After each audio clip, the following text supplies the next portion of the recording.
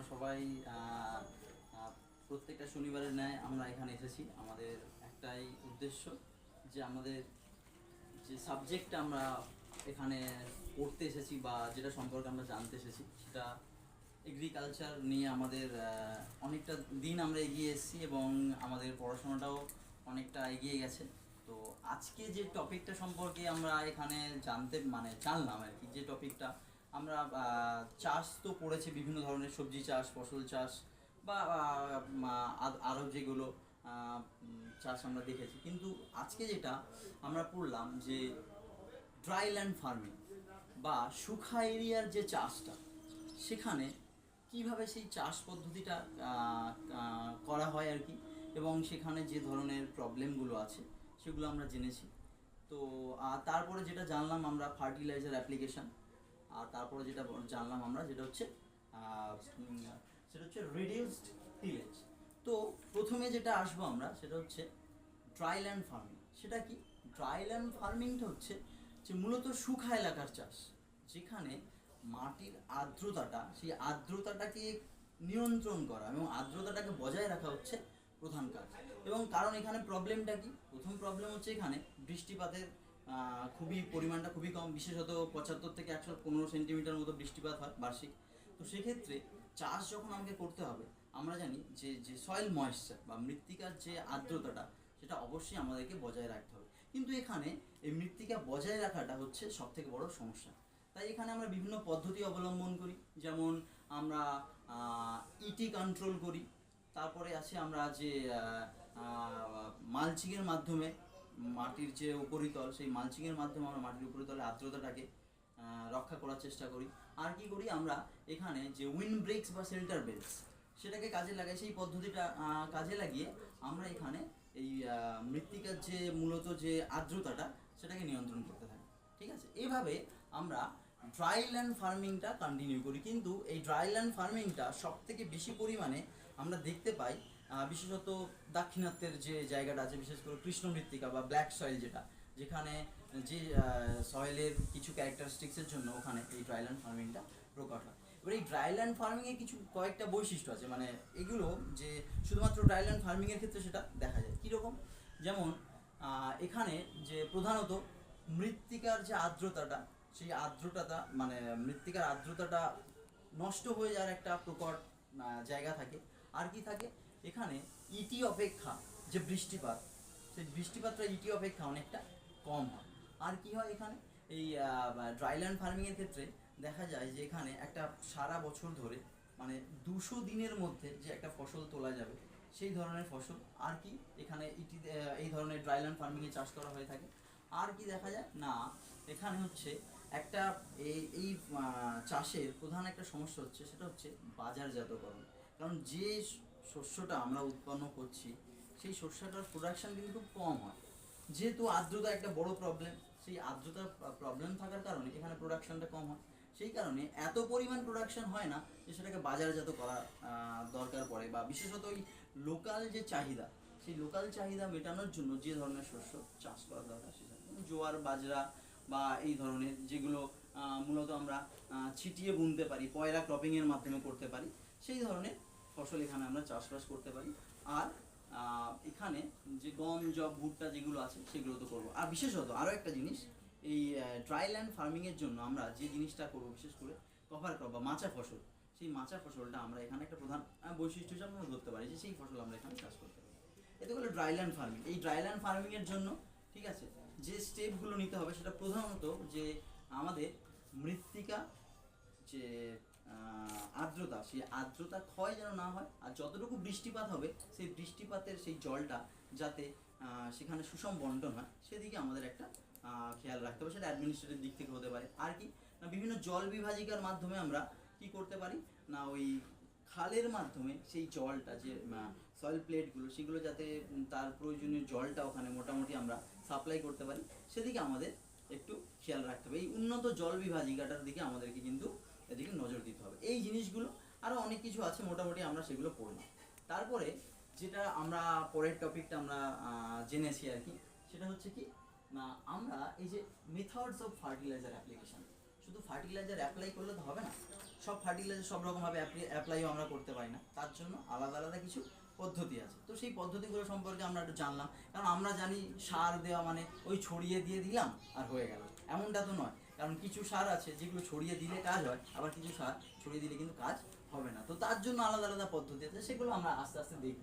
এটা হচ্ছে প্রথম হচ্ছে ফার্টিলাইজার অ্যাপ্লিকেশন, যেখানে অ্যাপ্লিকেশন অফ সলিড ফার্টিলাইজার আর অ্যাপ্লিকেশন অফ লিকুইড ফার্টিলাইজার। মানে যে সলিড ফার্টিলাইজার যেমন ডিএপি, ডাইঅ্যামোনিয়াম ফসফেটস, এইগুলো কি করতে পারি আমরা, ছড়িয়ে দিলেও এগুলো আমরা সেই ছড়িয়ে দিয়ে আমরা সেই সারের যে কাজটুকু সেইগুলো আমরা পেতে পারি, সেই সুবিধাগুলো। তার জন্য এই যে যেহেতু অ্যাপ্লিকেশন অফ সলিড ফার্টিলাইজার এরও কিছু ভাগ রয়েছে, যেমন ব্রডকাস্টিং মেথড, মানে যেটা আমরা ওই ছড়িয়ে সার ফেলে দিই আর কি জমি তৈরির সময়, একদম বেসাল, একদম বেস যখন আমরা জমিটা তৈরি করছি সেই ল্যান্ড প্রিপারেশনের সময় কিছু সার আছে আমরা ব্রডকাস্টিং মেথডে ছড়িয়ে দিলাম, কিন্তু তারপরেও আমাদের সেখানে একটা থেকে থাকে যে এই ব্রডকাস্টিং মেথডের আরও একটা পার্ট, সেটা হচ্ছে টপ ড্রেসিং। টপ ড্রেসিংটা কি, আমরা নাইট্রোজেন মানে এনপিকে যেটা আর কি, সেই এনপিকে বিশেষ করে আমরা যেহেতু আমরা পশ্চিমবঙ্গের রেসপেক্টে আমরা ধানটা ভালো করে দেখেছি বা পড়েছি, আরও চাষ করেছি, বাট ধানটাকে আমরা প্রমিনেন্ট হিসেবে একটা এক্সাম্পল হিসেবে আমরা তুলে দিলাম। এখানে কি, এখানে এই টপ ড্রেসিংয়ে দেখা যাচ্ছে যে প্রথমবারে যখন আমরা সারটা দিচ্ছি যে 1/4 নাইট্রোজেন দিয়ে দিলাম, তারপরে মানে পটাশিয়ামটা সমগ্র দিয়ে দিলাম, ফসফেটটা সমগ্র দিয়ে দিলাম, তারপর থার্ড বা 3/4 হচ্ছে পটাশিয়ামটা দিলাম। এবারে যখন আবার ফার্স্ট টপ ড্রেসিং দিচ্ছি, ফার্স্ট টপ ড্রেসিংয়ে হাফ নাইট্রোজেন, আর কিছু দেবো না আমরা, কারণ আমাদের ফসফেটও দেওয়া হয়ে গেছে আর পটাশিয়াম 1/4টা বাকি আছে। আর থার্ড যে টপ ড্রেসিংটা আসছে সেখানে আবার 1/4 নাইট্রোজেন দিচ্ছি, আবার ওই 1/4 যে পটাশিয়ামটা বাকি আছে সেটা আমরা দিয়ে দিচ্ছি। এভাবে আমরা মোটামুটি ব্রডকাস্টিংটা করলাম। এরপর আছে প্লেসমেন্ট। এটা একটা ভালো মজার বিষয় হলো যে এই প্লেসমেন্ট যেখানে আমরা ওই সলিড ফার্টিলাইজারটা দিচ্ছি, ওটা একটা মানে আমরা নির্দিষ্ট করে একটা জায়গায় দিতে পারছি। কীরকম, এই প্লেসমেন্টে 3টে জিনিস আছে, একটা হচ্ছে প্লাউসোল প্লেসমেন্ট, একটা হচ্ছে ডিপ প্লেসমেন্ট, একটা হচ্ছে লোকালাইজ। এই প্লাউসোল প্লেসমেন্ট এটা পদ্ধতি বা এটা একটা মানে আমরা একটা যন্ত্র ব্যবহার করব, যেখানে মাটির গভীর ওই 10 থেকে 12 সেন্টিমিটার গভীরে আমরা ওই যে সলিড ফার্টিলাইজারটা সেটা ওখানে আমরা দিতে পারবো, যে জায়গায় যতটা গভীরতায় দরকার সারটা আমরা ততটা দিয়ে দিতে পারবো। তারপরে আসি ডিপ প্লেসমেন্ট। এটার গভীরতাটা আরও একটু বেশি, বিশেষ করে বাগিচা ফসল বা এই সমস্ত ফসলের ক্ষেত্রে আমরা এটা ব্যবহার করতে পারি। এটা 12 থেকে 15 সেন্টিমিটার গভীরে আমরা এই ডিপ প্লেসমেন্টটা আমরা ফার্টিলাইজারটা করতে পারি। আর লোকালাইজ মানে পার্টিকুলার কোনো একটা নির্দিষ্ট জায়গায় দেবো, সেটা আম গাছ হতে পারে বা অন্য কোনো ফলের গাছ, সেটা একটা নির্দিষ্ট জায়গা করে সেখানে আমরা ফার্টিলাইজারটা দিয়ে দেবো। এটা গেল আমাদের এই প্লেসমেন্টটা। এবার আসি ব্যান্ড প্লেসমেন্ট। এই ব্যান্ড প্লেসমেন্টে আবার দুটো ব্যাপার আছে, একটা হচ্ছে হিল প্লেসমেন্ট আর একটা হচ্ছে রো প্লেসমেন্ট। হিল প্লেসমেন্টটা কীরকম হবে, হিল প্লেসমেন্ট হচ্ছে যেহেতু হিলের একটা কি থাকে, স্লোপ থাকে, এবং স্লোপটা এমনভাবে থাকে মানে কোথাও এরকম হয়ে গেল এরকম হতে হতো, মানে ওর বিস্তৃতিটা অনেকটা বেশি, তাই ওখানে একটা মানে ওই ব্যান্ড দিয়ে ব্যান্ডের উপর থেকে আমরা কি করি, সেই ব্যান্ড বরাবর আমরা ফার্টিলাইজারটা দিয়ে দিতে থাকি। এবং কি হয়, যখন বৃষ্টি হয় ওই সেচের মাধ্যমে, ওই বৃষ্টির জলের মাধ্যমে ওটা ধুয়ে অনেকটা দূর পর্যন্ত চলে যেতে পারে, ওর স্প্রেডটা বেশি হয় আর কি। উল্টো দিকে যখন রো প্লেসমেন্ট আসছে, সেখানে কি হচ্ছে, সমতল এরিয়াতে চাষে, যেখানে আমাদের এই সমতল ভূমিগুলোতে হয়, সেখানে ওই নির্দিষ্ট আমরা পয়েন্ট আউট করে নিচ্ছি এবং সেই জায়গাগুলোতে সারগুলো দিচ্ছি। সারগুলো কি হচ্ছে, অনেকটা গভীরে যাচ্ছে, কিন্তু স্প্রেডটা বেশি হচ্ছে না, যেটা এই যে হিল এরিয়াতে যেটা বেশি পরিমাণে হচ্ছে। আর একটা হচ্ছে প্যালেট অ্যাপ্লিকেশন। এই প্যালেট অ্যাপ্লিকেশনটা হচ্ছে মূলত ওই নিম কোটেড ইউরিয়া বা এই জাতীয় নাইট্রোজেনের যে নাইট্রোজেনের যে সারগুলো আছে, সেগুলো আমরা ওই 2.5 থেকে 5 সেন্টিমিটার গভীরতায় ব্যবহার করার জন্য আমরা এই পেলেট অ্যাপ্লিকেশনটা আমরা ব্যবহার করে থাকি। তো এই গেল আমাদের এই অ্যাপ্লিকেশন অফ সলিড ফার্টিলাইজার। এবার আসি আমাদের এই যে অ্যাপ্লিকেশন অফ লিকুইড ফার্টিলাইজার। কারণ আমরা জানি সব সারকে আমরা তো আর সলিড অবস্থায় প্রয়োগ করতে পারি না, তাহলে কিছু কিছু সারকে আমাকে সেই জলের সাথে গুলে সেচের মাধ্যমে হোক বা বিভিন্ন ইরিগেশনের মাধ্যমে হোক আমরা সেটা প্রয়োগ করতে পারি। এবার সেগুলো কীভাবে করব, প্রথমে আসি স্টার্টার সলিউশন। এখানে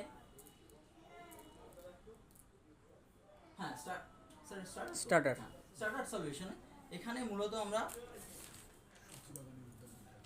এখানে মেইনলি আমরা এটা সবজি বাগান বা যেখানে আমরা উদ্যান বিদ্যা হর্টিকালচার, সেক্ষেত্রে আমরা এই স্টার্টার সলিউশনটা এই মানে যে এনপিকে 1:1 এই রেশিওতে আমরা ওখানে প্রয়োগ করব। এবার আসি ফলিয়ার অ্যাপ্লিকেশন। বিশেষত এটা খুব ইম্পর্টেন্ট, কারণ কেন আমরা জানি যে কোনো চাষের ক্ষেত্রে আমরা কি করি, যেটা আমাদের অনুখাদ্য, সব সার দেওয়ার পরেও আমাদের একটা জিনিস সেখানে কমন থাকে, যে অনুখাদ্যের অভাব। তাহলে সেখানে আমাকে অনুখাদ্য দিতে হবে। এই অনুখাদ্য দেওয়ার জন্য এই জিঙ্ক, বোরন, মলিবডেনাম, যাই হোক আরও আছে। তো সেক্ষেত্রে আমরা এই ফলিয়ার অ্যাপ্লিকেশনটা কীভাবে করতে পারি, আমরা এটা স্প্রে করে দিতে পারি। এবং শুধু স্প্রে করলে সুবিধাটা কী হয়, যেমন এটা মাটির মধ্যে দিয়ে শিকড়ে এটা কাজ করছে, আবার কি করছে যে পাতার উপরে আমরা স্প্রে করতে পারি। তাহলে পাতার উপরে স্প্রে করলে এটার বাইরে যেটা আউটার মানে যে বডি, আউটার পার্টটা এবং ইনার পার্টটা, দুদিকেই আমরা এই যে লিকুইড সারটা আমরা অ্যাপ্লাই করতে পারবো। তার ফলে যে প্রবলেমগুলো ওই পার্টিকুলার উদ্ভিদটাতে হচ্ছে সেগুলো থেকে খুব তাড়াতাড়ি তার রেমেডি পাওয়া যায়।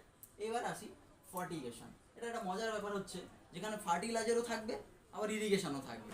তাহলে এখানে কি ফার্টিগেশনটা, ফার্টিলাইজার আর ইরিগেশন বোধ একত্রে হচ্ছে। কীরকমভাবে, আমরা বিভিন্ন যেমন ড্রিপ ইরিগেশন বা মাইক্রো ইরিগেশন করে থাকি, ওর মাধ্যমে আমরা কি করতে পারি, ওর মাধ্যমে যতটুকু যে পরিমাণ আমার ফার্টিলাইজার লাগবে সেই ফার্টিলাইজারটাকে আমরা আগে ওটার মধ্যে গুলে নিতে পারি।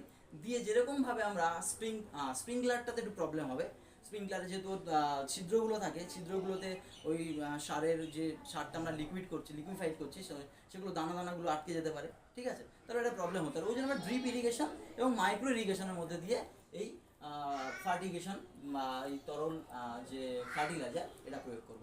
এবার আসি সয়েল ইনজেকশন। এর পার্টিকুলার কিছু মানে যে উদ্ভিদ আছে সেখানে কি করব, আমরা যে পরিমাণ ফার্টিলাইজারটা লাগবে সেটা ওই সিরিঞ্জের মাধ্যমে আমরা কি করব, ওখানে ইনজেক্ট করে দেবো। দিয়ে আমার যেখানে প্রবলেমটা হচ্ছে সেই প্রবলেমের সলিউশনটা, যে কিওরটা আমরা খুব তাড়াতাড়ি পেয়ে যাবো।